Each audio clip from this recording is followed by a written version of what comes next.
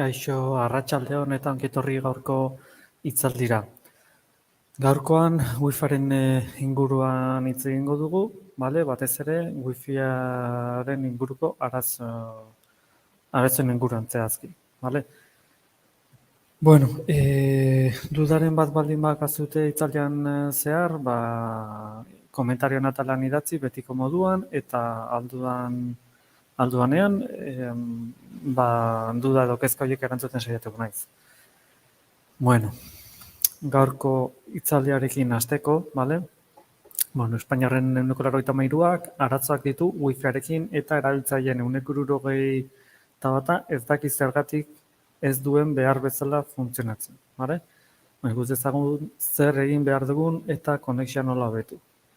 Bueno, hasteko Wi-Fiaren mundua nahiko zabala da eta nahiko normala izaten da Wi-Fiaren koberturarekin arazoak izatea, bale? Edo Wi-Fiarekin orokorrean arazoak izatea.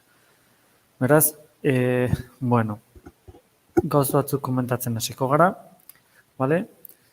Eta da Wi-Fiarekin arazoak dauzkagunean, pauso batzuk egin behar ditugu. Zeintzuk dira pauso horiek edo gomendio horiek, kasu honetan, routerra itzali eta piztu, bale? Wi-Fia seinale inalanbriko bada eta Wi-Fi seinale hau normalean routerrak eskainiko dugu. Routerra da kontratatutako enpresa jartzen duen aparatua, bale? Bai Euskaltel, Telefonica, edozein teleoperadore instalatzen dugun aparatua, antenatxo batzukin, hori normalean routerra izaten da. Batzuetan ez dauka antena bisibleak direnak, bale? Baina antenak ere baditu. Modelo asko daude, bale? Baina, bueno, edozein kasutan, Wi-Fiarekin arazoak daukagunean, egin beharreko lehenengo pauso izaten da, routerra, bale? Itzali eta piztu. Gero, sarearen diagnostikoa egin, bale? Jakiteko sarean nola dagoen. Egiaztatu konexioa ondo dagoela da, routerrak internet konexioa daukala, eta abiadura test, bale? Webgune baten bitartez, abiadura test batekin jakiteko abiadura nolakoa den, eta horrek pista bat eman dezake arazoaren pista bat, bale? Hau da, zein den arazoa, edo arazoa topatzeko pista bat emango giluke kasu batzuetan. Bueno, itzali eta piztu hemen beti bezala, aparatuaren arabera, kasu guztiak ez dira berdinak, bale? Irudian ikus dezakegun bezala, kasu honetan, router hau on-offeko botoi baduka. Beraz, botoi hori sakatuta, itzali, segundu batzuk hor itzali eta utzi eta berriro sakatu pizteko, bale?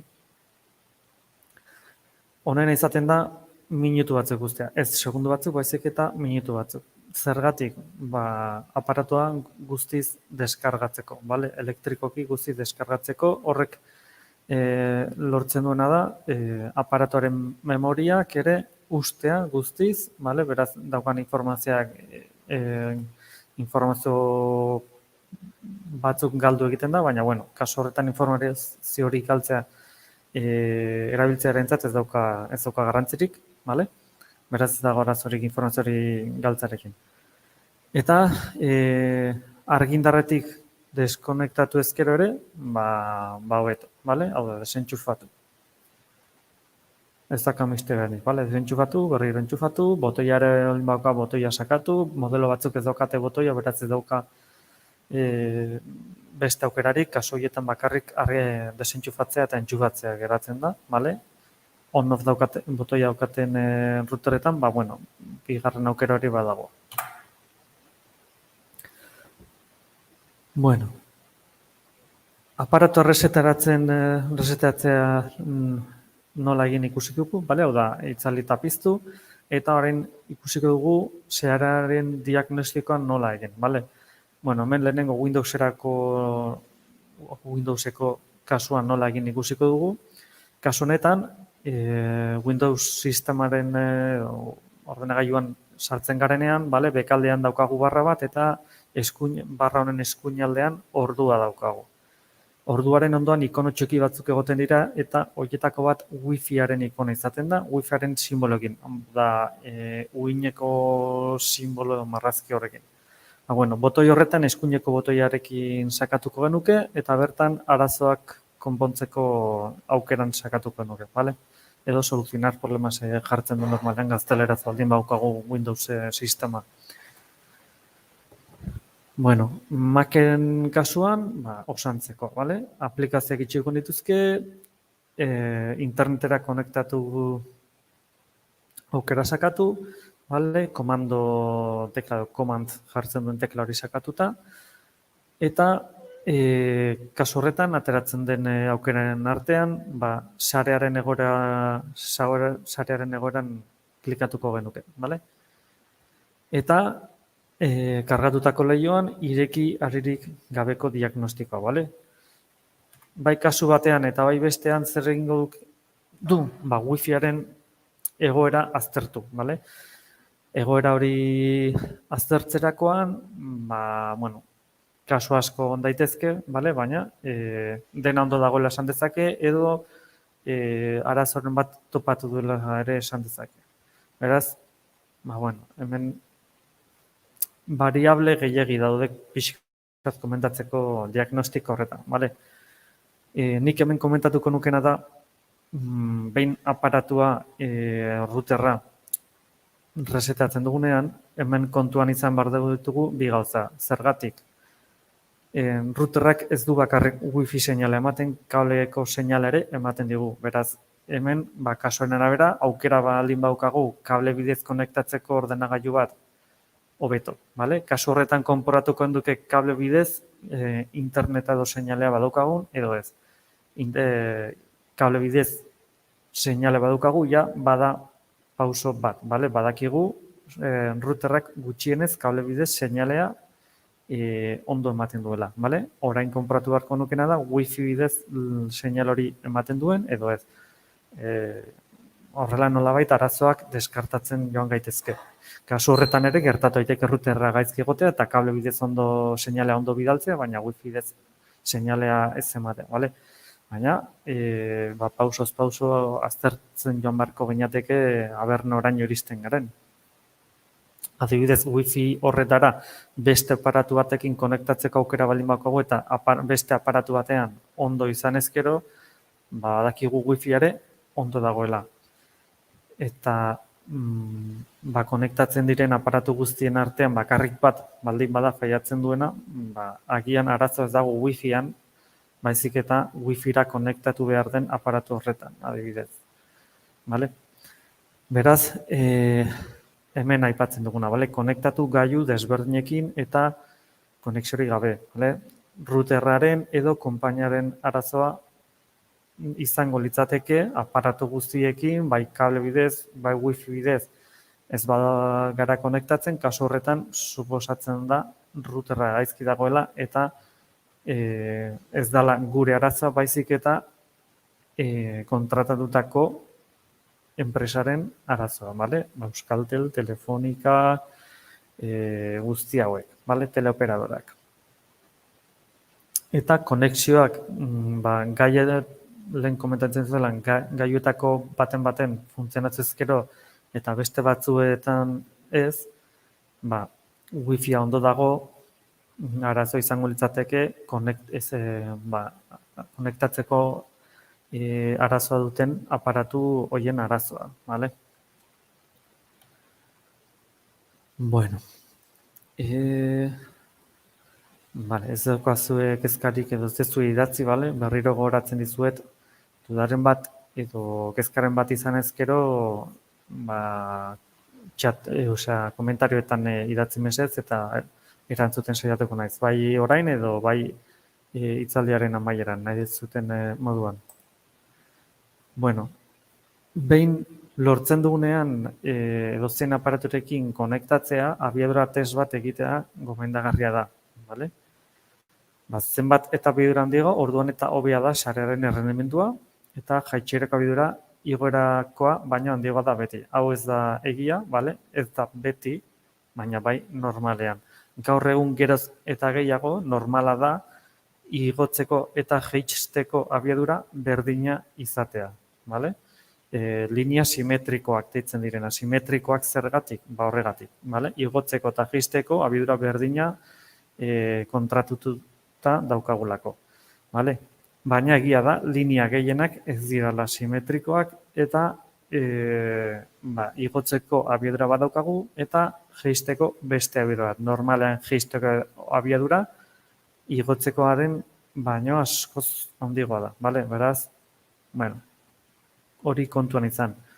Kontuan izan beharreko beste gauza bat ere da, interneteko linea bat kontratatzen dugunean, abiadura bat kontratatzen dugu, hori ondo dago, bale? Baina gauz bada kontratatzen dugun abiadura eta beste gauz bada wifi bidez jasotzen dugun abiadura.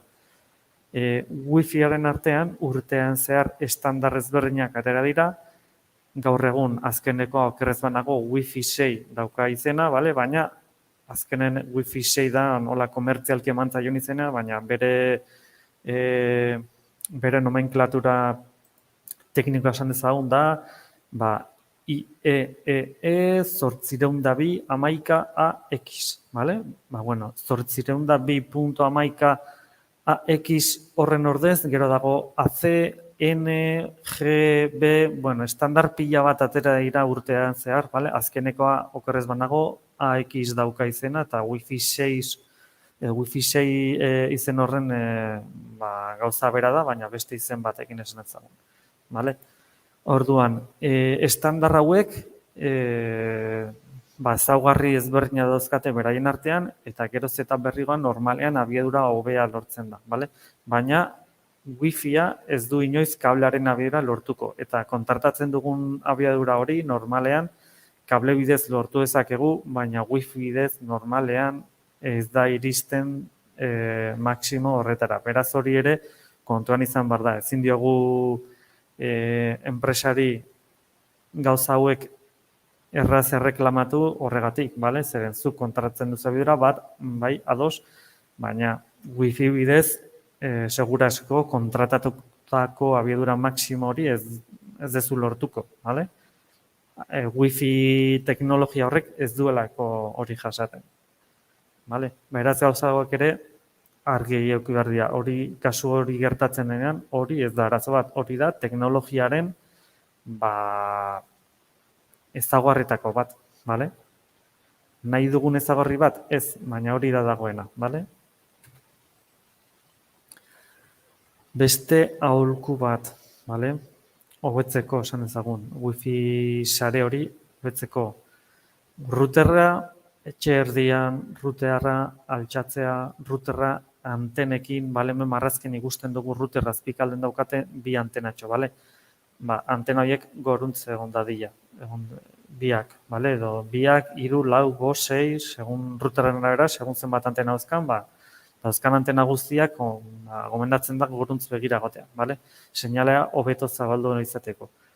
Eta gero, router askotan gertatzen da, bi wifi izaten ditugula, bat 2,4 gigahertzeko frekuentzian eta bestea 5 gigahertzeko frekuentzian, bale?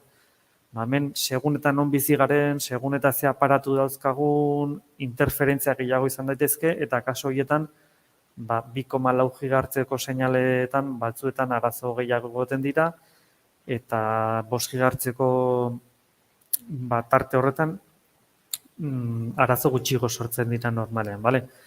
Hemen kasuaren arabera, 2,4ko seinalarekin nahiko izaten da, bale?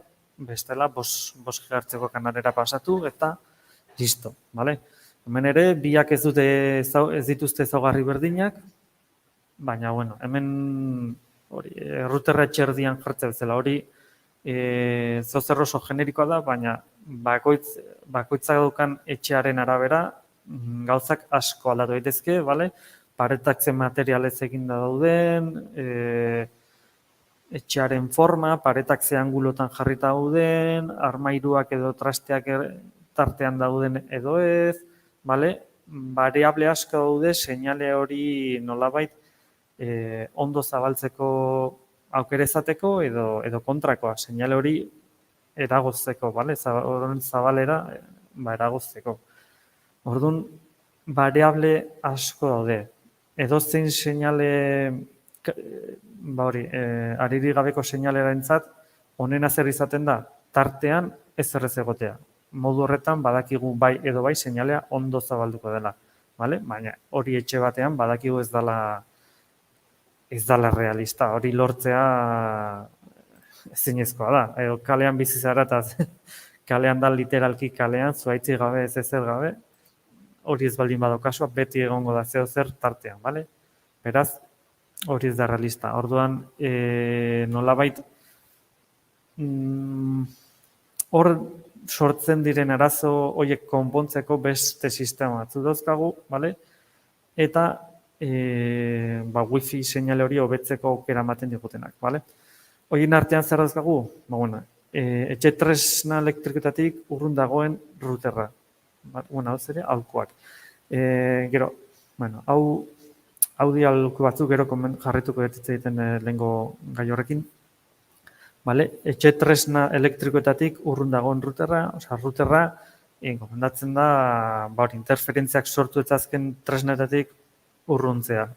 Mikroondasa edo horrelako gauzak adibidez ere, azkenen interferentziak sortu dituzte. Gero, wifi-aren pasaitzare aldatzen joatea. Hau badakit azkenean ez da erosoa, baina segurtasun aldetik wifi-aren pasaitza aldatzea komeni da.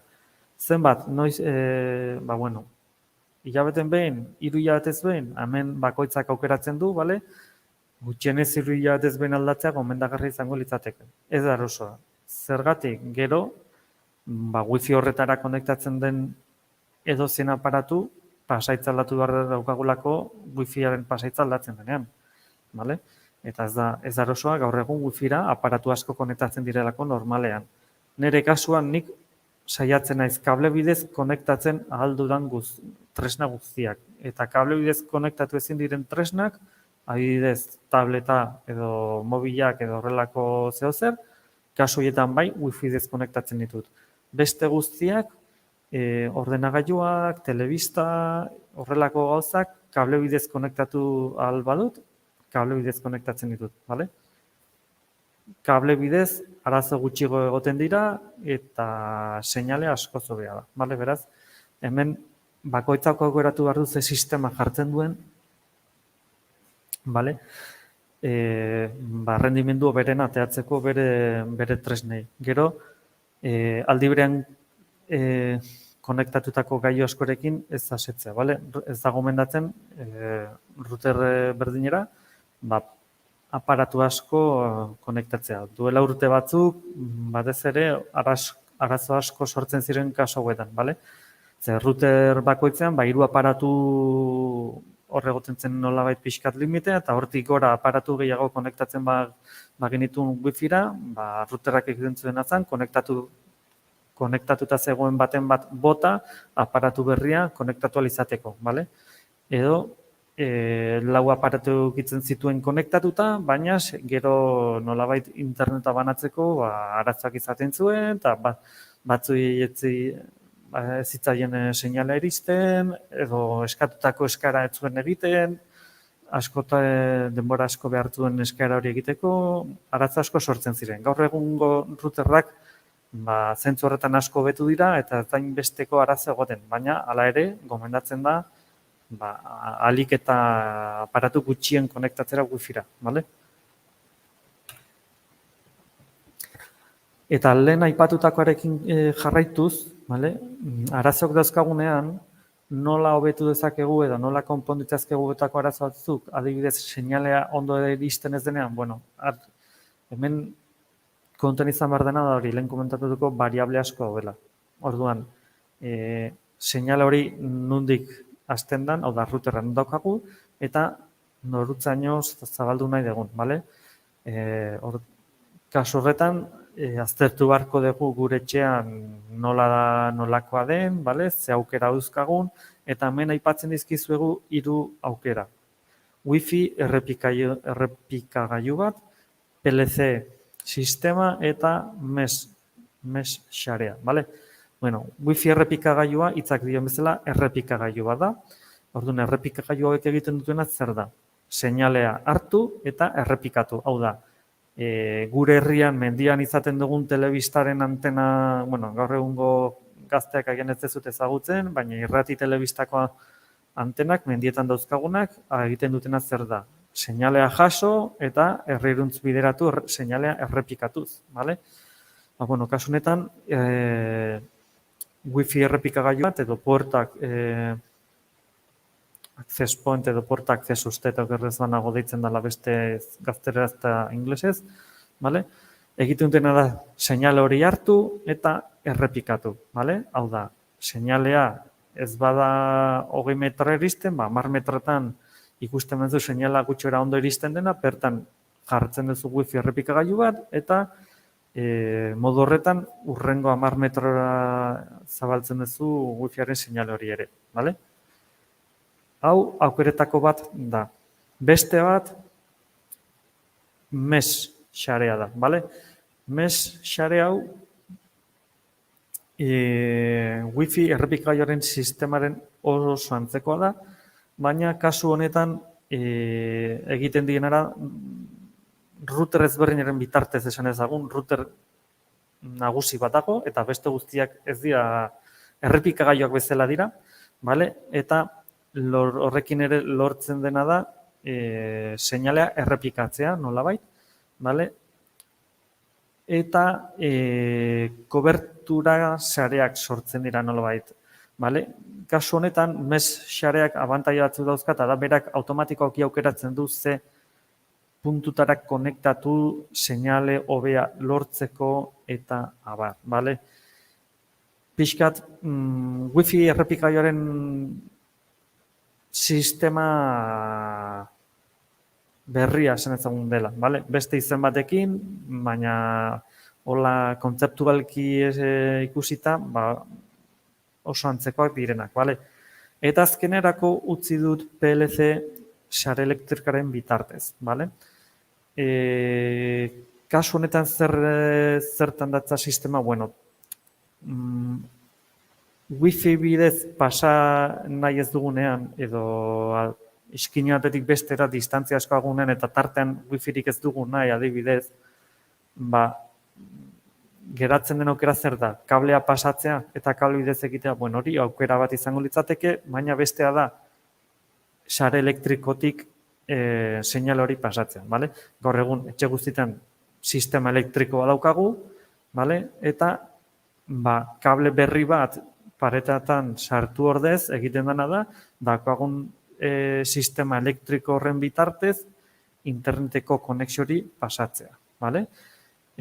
Sistema hau bi aparatu izate ditu, emisorea eta rezeptorea esan ezagun, bale? Eta bat routerren ondoan konekta egongo litzateke, bale? Routerretik lehenengo aparatu horretara pasatzen diogu seinala eta gero sare elektrikotik bigarren aparatura pasatzen da. Bigarren aparatu hau wifi bidez edo kable bidez eskaintzeko aukera izaten du normalean interneteko konexioa, bale? Oso aukera ona izaten da, abiadurak ere, garai baten etzien oso altuak, gaur egun abiadura oso onak lortzen dira honekin, iak kable bidez lortzen direnak beti izango dira hobeak, baina wifiarekin bainozkoz abiadura hobeak lortzen dira normalean PLC sistemarekin. Hemen irudian ikusten dugun etxe hori 3 pisutako etxe bat da, eta kasu horretan PLC-a agian ez da egokina. Zergatik diot, hau, horrelako etxeetan askoetan gertatzen da, sistema elektrikoa plantaz planta banatzen dela, beraz, planta bakoitzean automatiko bat dago, eta seinale automatiko edako batetik pasa behar denan ez du balio, bale? PLC sistemak kasu horretan ez du balio, zergatik aparatuiek normalek seinalearen moztu egiten du, eta sistemak ez du funtzionatzen kasu horretan, bale? Planta bateko etxe bat izan ezkero, arazo gutxi egoten dira kasu horretan, bale? Bueno, hemen aipatutako laburpen bat, bale? Wifiaren errepikailu, hori alternatiba merkena izaten da normalean, wifi seinale hartu, oda guk daukagun routerren seinale hartu, amplifikatu eta zabaldu egiten du, berriro, bale? Hau da, seinalea errepikatu. PLC sistema da, orain aipatutakoa, azkenekoa, bale? Etxean daukagun sare elektrikoa aprobetxatuz, seinalea zabaltzen du, bale? Izkinoa bi aparatuz egongo litzateke osatuta gutxienez, gehiago sartu daitezke, hau da, 3-4 ere aparatu egon daitezke sistema, baina gutxienez bi. Bat, routerra konektatzen da, eta bestea, seinala jaso nahi dugun gelan edo nahi dugun tokian, bale? Kasu horretan, seinalea, lehenengo aparatutatik sare elektrikoa aprobetxatuz, bigarren aparaturaino bidaltzen da, eta bigarren aparatu horrek, ja, wifi bidez edo kable bidez eman dezake interneteko konexioare, bale? Eta azkenekoa, lehenera ipatutakoa, mesh sarea, bale? Garestien izaten da kasu honetan, bale? Modulo pila bat konektatu behar dira kasuaren arabera, eta azkenen router nagusiak sortzen duen wifi hori, bakarrik wifi hori sortzen da, eta etxe guztian zabaltzen da, bale? Baina zabalkuntza hori ematen dion antzira, jartzen diran modul ezberdin horiek, bale? Kobertura hori nolabait osatzeko konektatzen diren moduloak, bale? Hemen nodoak edo moduluak deitzen dio. Azkenean, lehenengo sistemaren oso antzekoa da, hau da, wifi errepikatzaile baten sistemaren oso antzekoa da, bale? Baina teknologia aldetik aurreratuagoa da, bale? Berak automatikoki aukeratuko du, zen den nodo edo modulorik egokiena wifi-ra konektatzeko eta bertatik seinal hartzeko adibidez, bale? Aukera oso no da, baina oso garestia, bale? Zeren modulo bakoitza, ez da merkea izaten. Bueno, labur bilduz, kontuan hartzeko routerraren kokapena, etxearen erdian eta goian. Bueno, hemen instalatzera etortzen dianen galdetu egingo diguten non konektatu nahi ditzu, guk esan barko egun nun, bale? Eta armairu baten barruan ez dezagun routerra sartu, bale? Hori trabak jartzea da, seinala ondo zabaltzeko, beraz, aldik eta tokiriki baten, goialdean baldin bada, hobeto zergatik, goialdean normalean ez daude pertsonak, ez daude aulkiak, ez daude mailak, bale? Beraz, seinala hobeto zabaltzen da. Eta, etxearen erdian, kasuaren arabera, bale? Karratu bat baldin bada etxea eta paretarik gabe, bai, erdian izango da, hoberena, bale? Baina hori ez da realista izate, beraz, hemen bakoitzaren etxearen edo kasuaren arabera, aukeratu beharko genuke, bale? Gero, zenbat eta arigabeko gailu gehiago izan konektatuta, orduan eta motelago jango da arigabeko sarera. Azkenan wifiak abiadura maksimo bat izango du edo data jasotzeko eta bidaltzeko maksimo bat izango du, eta bakarrik pertsona batik bidaltzeko edo jasotzeko alin bada, gaitasun handiago izango du, 5 pertsonai zerbitzu eman behar baldin badio, baina, bale? 5 pertsona artean banatu behar baldin badu daukan gaitasun hori, azkenean bakoitzari gutxiago tokatuko zaio. Hori zentzuzko gauza da. Eta gero wifi-arekin instalatutako router horrekin wifi-aren seinalea ez bada nahikoa, wifi seinale hori zabaltzeko, interneteko konexio hori zabaltzeko, aukera ezberdinak aipatu ditugu, bale? Wifi errepikagailuak, PLC sistemak, sare elektriko, etxean daukagun sare elektriko hori aprobetxatuz, edo mesh sare bat jarrita, bale? Bakoitzak bere ezaugarriak dauzka, eta kasuaren arabera, aukera gehiago edo gutxigo izango ditugu, zeren lehen aipatu zuen moduan, sistema guztiak ez dira egokiak kaso guztientzat, bale? Bueno, mila esker gauzko hitzaldia entzutagatik, agian oso teknikoa izan da, edo aukera gehiegi, variable gehiegi daude normalen arazo hauek konpontzeko, baina orokorrean pista batzuk ematen saiatu naiz, bale? Ez dakit kezkari daukazuen, komentarioetan ez dut ikusten zer idatzi dezunik, pixkat itxarango dut, eta berrez zer idazten dezuten. Eta horrelaz bada, bueno, gaurkoz hemen utziko dugu, eta hurrengo hitzaldi batean ikusiko gara. Ikusten duanez ez daukazue kezkarik, mila esker gaurkoan hemen gurekin egotegatik, eta hurrengora arte, mila esker.